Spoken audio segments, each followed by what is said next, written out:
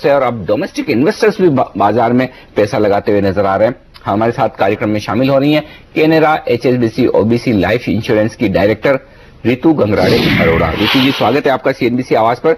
Data जो मैं देख रहा था, क्या ये समझा जाए कि डोमेस्टिक फंड्स बेच कर थक गए हैं, या फिर अब वाकई में इन्वेस्टर्स की तरफ से इनफ्लोज आ रहे हैं और वो मार्केट में पैसा लगाने के लिए उन्हें पैसा दे रहे हैं और वहां से बाई फ्लो आते दिख रहे हैं? धन्यवाद शो पे इनवाइट करने के लिए। मैं काफी समय से ये मेंटेन कर रही हूँ कि जो मार्केट के वैल्यूएशंस हैं 16.5 टाइम्स, इस वैल्यूएशन काफी अच्छे रीजनेबल हैं और जो फंडामेंटल्स हैं उसमें एक अचानक इंप्रूवमेंट नहीं आएगा और इसीलिए जनरल मार्केट में उछाल मैं एक्सपेक्ट नहीं कर रही हूँ। 7500 to 7800 की रेंज में ही मार्केट रहा है, बट ये कहते हुए कि सेक्टरल मूवमेंट काफी स्ट्रांग रहेगा, बना रहेगा। Stock specific, sector specific returns काफी शार्प रहेंगे। अगर हम ये पिछले 7 महीने भी देखें तो 1 जनवरी से करीब मार्केट ने 23% रिटर्न दिया है, तो वहीं कैप गुड्स ने 50% से अधिक दिया है। रियलिटी, बैंक्स, कंज्यूमर ड्यूरेबल्स ने 30% से अधिक रिटर्न दिया है। तो सेक्टर स्पेसिफिक मूवमेंट काफी शार्प रहा है in anticipation of improvement. But एक डायरेक्शन मार्केट का जो है वो चेंज हो गया है, इसीलिए निवेशकों को मार्केट से दूर नहीं रहना चाहिए। अगर प्रॉफिट बुकिंग करते हैं तो पहला मौका मिलते ही वापस निवेश कर देना चाहिए, क्योंकि मैं मानती हूं कि अगले 3 से 5 साल मार्केट के लिए अच्छे रहेंगे और डबल डिजिट CAGR मार्केट देता रहेगा और लंबे समय का निवेश ही समझदारी है। बट एक इमीडिएट उछाल यहां से या बहुत तेजी यहां से बरकरार रहना मुझे नहीं लगता संभव है। ओके, रितु जी गुड मॉर्निंग। आपसे ये भी जानना चाहता हूँ, आपको अपॉर्चुनिटीज किस सेक्टर में सबसे ज्यादा लगती हैं? जैसा कि आपने भी बताया एक अच्छा खासा रनअप हो चुका है, यहाँ से आगे कौन से ऐसे सेक्टर्स हैं जो लीड करेंगे बाजार को? यही सेक्टर्स होंगे जो इकोनॉमी की रिकवरी को दर्शाते हैं। जैसे कि बैंकिंग में मेरे ख्याल से स्ट्रेंथ बनी रहनी चाहिए, बट उसमें क्वालिटी ऑफ बैंक्स बहुत जरूरी हो जाएंगे, क्योंकि जैसे कि हम देखते हैं अभी भी PSU बैलेंस शीट्स काफी स्ट्रेस्ड हैं, प्रॉफिट पे प्रेशर बना हुआ है, इंटरेस्ट मार्जिन हो, NPA हो, तो जो आपने अच्छे निवेश किए हुए हैं उन्हें बनाए रखना चाहिए। प्रॉफिट टेकिंग का मौका नहीं मानना चाहिए जो अभी उछाल आ रहे हैं मार्केट में। और प्राइवेट सेक्टर बैंक्स में प्रेफर करती हूँ अभी भी PSU के बनस्बत। इसके अलावा कैप गुड्स हो गए, इंफ्रास्ट्रक्चर हो गया, ये मेटल्स हो गया, इनमें जो निवेश है बनाए रखने चाहिए, हर करेक्शन में ऐड करना चाहिए।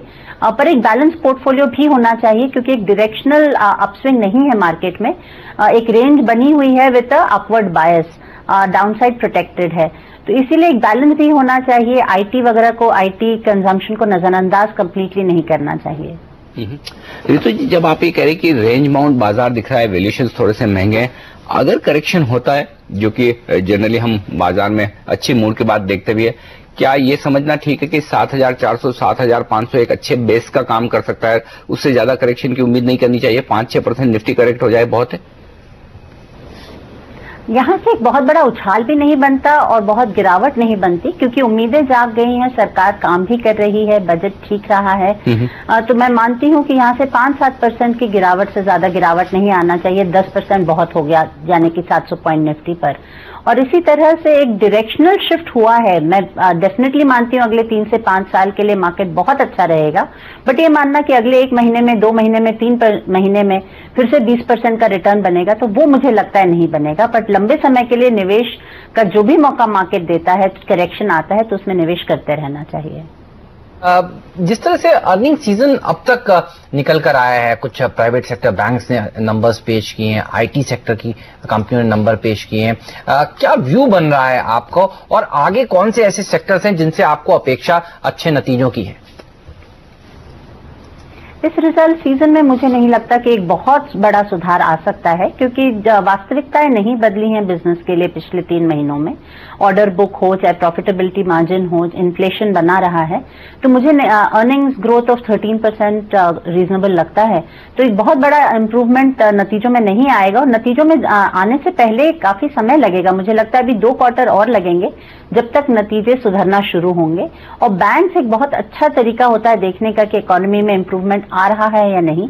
उनमें जहां हम NPA साइकिल को थमता देखेंगे और मार्जिन NIMs को बढ़ता हुआ देखेंगे, तो मुझे लगता है वो एक संकेत होगा कि things are turning for other sectors also. तो ये राय आती हुई इन सेक्टर पर। लेकिन इस बीच बता दूं, एक स्टॉक जो एक्शन में इस वक्त दिख रहा है वो है GMR इंफ्रा का, जहां पर 4 बड़े सौदे होते हुए नजर आए और इन 4 बड़ों सौदों में लगभग 1 करोड़ शेयरों का कुल मिलाकर कारोबार होता हुआ दिखा है। 20 से 25 लाख शेयरों के बड़े 4 सौदे होते हुए दिखे।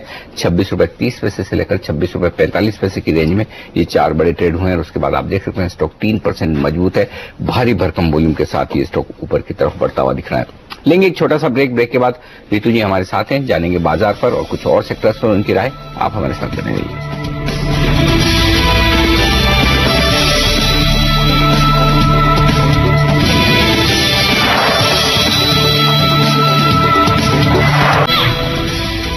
बाजार 135 अंकों पर, सेंसेक्स पर, निफ्टी पर 35 अंकों की मजबूती, 7,805 के आसपास के लेवल, दिन के हाई लेवल पर आते हुए दिख रहे हैं बाजार। और लाइफ टाइम हाई के भी बेहद करीब, मुश्किल से 4-5 अंक हम लाइफ टाइम हाई से नीचे बचे हैं। शायद इस अटेम्प्ट में हम कोशिश करें उन लेवल के आसपास पहुंचने की। इस बीच हमारे साथ Canara HSBC OBC life insurance की डायरेक्टर रितु गंगराड़े अरोड़ा हमारे साथ हैं इस वक्त।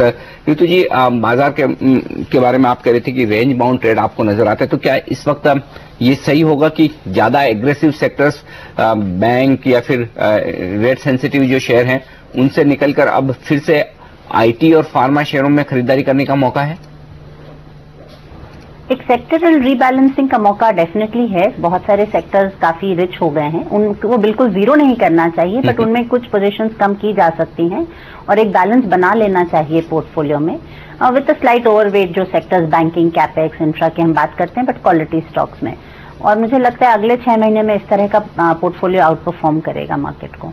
रितु जी, ये भी जानना चाहूंगा, क्या जिस तरह से पहला सवाल आपसे था कि अब हम देख रहे हैं डोमेस्टिक म्यूचुअल फंड्स की तरफ से भी खरीदारी देखने को मिल रही है, क्या इस तरह के आंकड़े कंसिस्टेंटली देखने को मिलेंगे अब आगे? आपको लगता है फ्लोज आने लगे हैं आपके पास और यहां से DIS की तरफ से भी इसी तरह के फिगर्स और यहां से सुधरती हुई दिखेंगी क्या? मुझे ऐसा लगता है पिछले 3 महीने इंश्योरेंस, म्यूचुअल फंड सभी के लिए अच्छे रहे हैं, नेट इनफ्लोज रहे हैं इन फंड्स में और FIIs की खरीदारी भी बनी रही है और ये दोनों ही मार्केट के लिए अच्छे संकेत हैं और मुझे आशा है ये बने रहेंगे, क्योंकि अब मार्केट में एक स्थिरता आ गई है, एक उम्मीद और विश्वास जागा है कि चीजें यहाँ से बेहतर ही होंगी। GDP के लिए भी कहा जा रहा है कि हमने शायद बॉटम बना लिया है और यहाँ से अगले कुछ सालों में इम्प्रूवमेंट आना चाहिए। तो इस सब के मद्देनजर मार्केट में अगले कुछ साल अच्छे हैं और निवेश आता रहना चाहिए। रितु जी, बहुत बहुत शुक्रिया आपका हमारे लिए वक्त निकालकर आज बाजार और सारे सेक्टर्स पर अपनी राय और रणनीति हमारे साथ शेयर करने के लिए। बाजार इस बीच 125 पर, निफ्टी पर 7,800 का आंकड़ा, जरूरत सिर्फ 10 अंकों की है, जो कि 7,810 का लेवल हमें दिखा सके। इनफैक्ट 7,809 छूते ही हम नए हाइस पर पहुंच जाएंगे। लेंगे एक ब्रेक और ब्रेक के बाद हमारे साथ जुड़ेंगे बाजार के एक और जाने माने एक्सपर्ट संदीप सब्रवाल। जानेंगे उनसे कि बाजार में इस वक्त कहां है निवेश के मौके। बने रहिए हमारे साथ।